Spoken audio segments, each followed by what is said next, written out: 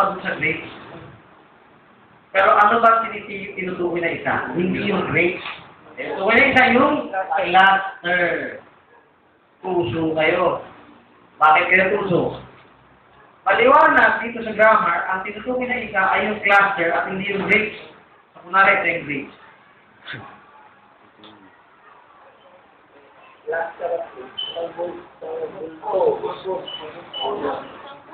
So, ang isa dyan, ay yung kumpul na yan. Ibig sabihin, hindi isa, yung tinutukoy na isa nandun sa loob. So, madaya sila. Kapakita nila yung marami, para pakita, yung walang isa, pwede marami ang nasa loob. Pero, ang salitang isa, isa talaga. Para na siya dumami, hindi yung salitang isa. Yung cluster. Kaya dumami ang grades, hindi dahil sa salitang isa. Dumami ang grades dahil sa kumpul. Pero yung isang kumpul ang pinag-usapan. O nyo? Hindi related tayo yung isa lang talaga ang kumpul, hindi maraming kumpul. Hindi maraming kumpul, isang kumpul. Ano doon sa Daniel 10, 12, nakalagay doon, another one. Parang ibang pagkagamit ng Daniel? Sa Daniel Ano? 10. Yung bilanggit doon siya. Doon sa Daniel 10, yung sabi niya, parang as one, parang ganyan. Okay. Another one. Awit din yan sa kumpul. Oo nga. The whole army as one man. Pag sinabing as, hindi halin tulad. Porque hindi halin tulad. Ibig ba sabihin ng one, laging marami? One pa rin siya. Ang sabihin one pa rin siya, isa pa rin tinutukoy niya. So, may talata sa Bible na may one na cluster. Tapos may talata sa Bible talaga. Mali. O, paano? Dinugtong lang kasi ang sultang cluster. Alisin mo yung sultang cluster, hindi nagagana. Kung paliwanag nila, totoo lang yan. Kung alisin mo yung cluster, marami pa rin ang tinutukoy dito. Okay. Nandaraya sila ng tao. Yung salitang ekat, one talaga yan. Hindi yan yung collective one. Yan yung marami. Hindi yan talaga marami. Kaya lang dumami dahil sa cluster. Kaya lang dumami doon sa A. Doon sa man and wife. Kaya lang yan dalawa kasi become. So, two become one. Yung two become one, Second pa rin. yung one, literal one. Natin mo, hindi ito two, literal one. Pag na yung literal one. Oh, kinonekta mo yung truck doon sa container.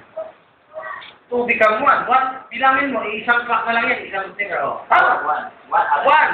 Bilang sa bilang, one. Ang daya kasi nila, pag sinabing one, hindi bilang one. Ako mo? So, ang talagang meaning na ito is one talaga. Literal one. Pero pwedeng Numerical one. Proof. Sinabi ko doon siya sa kasi, si Abraham tinawag na ikat. singular, no? Ang anghel na si Miguel tinawag na ikat. Yung mga tiyopalibali kausap ni Abraham ikat. Yung bull na tinayo ni Aaron, yung guyang baka ng ginto, ikat din yun. Pakto ba tinayo? Marami pa tinayo. Isa lang.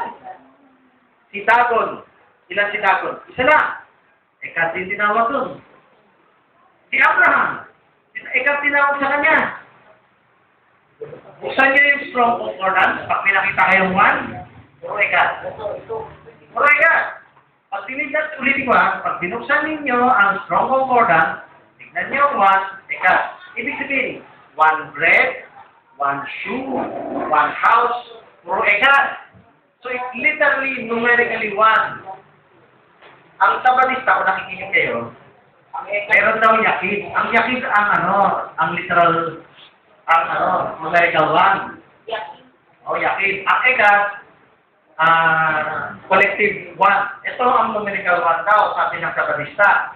Alam mo ba, walang yakid sa original manuscript? Wala. So, ano lang ng Hudyo yun nasa Talmud. So, ang ekat ay numerical one. Mas marami pang gamit ng ekat sa numerical one. Kahit ito, numerical one pa rin yan. Kasi ang one dyan, yung cluster, hindi yung one yung break. Two shall be... Hindi naman talaga sinasa. Hindi nga, pero hindi dahil... Hindi itong one ang nag-two dun. May binanggit siya two. mo? Ulitin ko. Hindi ko nakuha. Pakinggan mo buti ha. Hindi dahil sa one, na ikat dito, na one na yan, kaya siya may ano sa loob. Katulad ditong kumpol, hindi nagparami sa grades yung salitang one o ikat. Hindi nagpato